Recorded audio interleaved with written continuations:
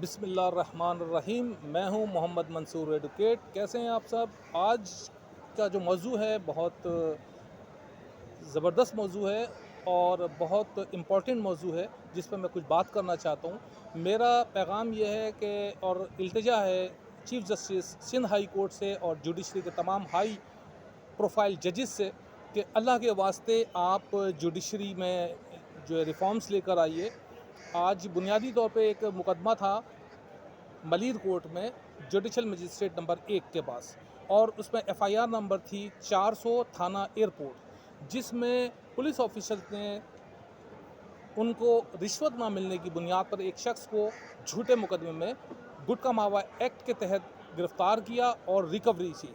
अब जब वो रिकवरी हमने अदालत में पेश की और पेश हुई तो हमने अदालत को ये बताया कि ये जो जिसे गुटका मावा कह रहे हैं ये ट्रेड मार्क इसका रजिस्टर्ड है पाकिस्तान में, और गवर्नमेंट ऑफ पाकिस्तान ने इसकी इजाज़त दे रखी है फ़रोख्त करने की, लिहाजा ये गुटका मावा एक्ट के तहत जुर्म नहीं है।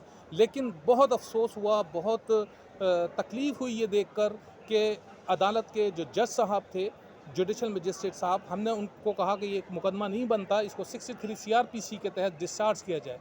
लेकिन जज साहब ने हमारी ना सुनी और इस मुकदमे को चलाने का फ़ैसला किया, और उसके बाद हमें कहा कि आप इसमें बेल फाइल करें, हम बेल दे देंगे लेकिन इसको डिस्चार्ज नहीं करेंगे। हालांकि जिस चीज़ की इजाज़त गवर्नमेंट ऑफ पाकिस्तान ने दे रखी हो फ़रोख्त करने की और उस पर कोई बैन भी ना हो, तो उस पर तो वो मुकदमा बनता ही नहीं। मैं आसान लफ्ज़ों में ये बता दूं कि ये मुकदमा किसी तौर पर भी बनता ही नहीं था, ना इसकी एफआईआर बनती थी। पुलिस ने एक जो है झूठी एफआईआर काटी।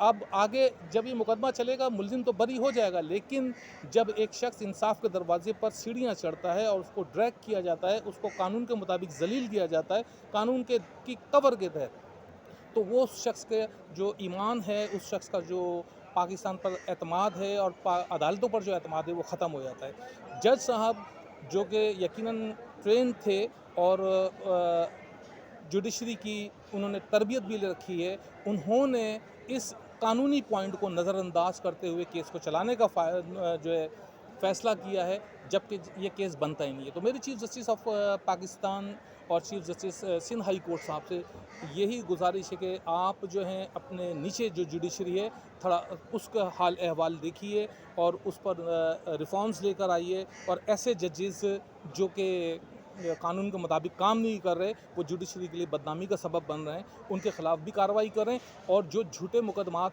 दर्ज करती है पुलिस उसकी भी हौसला शक नहीं करें। और बहुत शुक्रिया, ताकि आवाम जो है उसका एतमाद बहाल हो सके हमारे जुडिशरी पर। तो ये बहुत ज़रूरी है हमारी जुडिशरी को इस मामले पर, ख़ास तौर पर जजिस की जो तरबियत है और जजिस की जो रिफॉर्म्स हैं उसके ऊपर बहुत तवज्जो देने की ज़रूरत है, देनी चाहिए, ताकि लोग जो है जुडिशरी से मुतनफ़िर होने के बजाय उस पर एतमाद कर सकें।